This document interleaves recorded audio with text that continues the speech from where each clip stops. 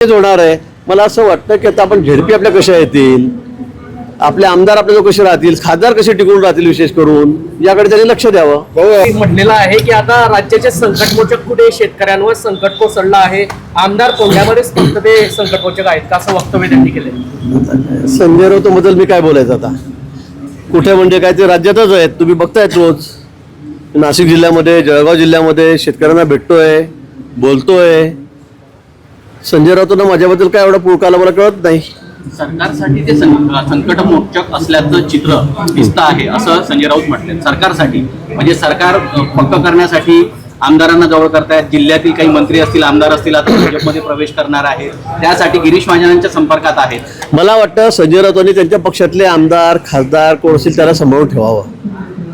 नगरसेवक आहेत काही आता महापालिकेमध्ये, थोडेफार बोटावर मोडण्यासारखे, त्यांना सांभाळून ठेवा ना.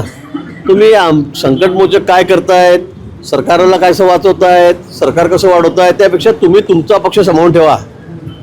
आमच्याकडे तर खूप आहेत, 75% लोक तर आमच्याकडेच आहेत, आमदारी तेवढेच आहेत, महापालिका तेवढ्या आहेत, नगरपालिका तेवढ्या आहेत, येणाऱ्या झेडपी सुद्धा आहेत, त्यात तेच होणार आहे. मला असं वाटतं की आता आपण झेडपी आपल्या कशा येतील, आपले आमदार आपल्या कसे राहतील, खासदार कसे टिकून राहतील, विशेष करून याकडे त्यांनी लक्ष द्यावं.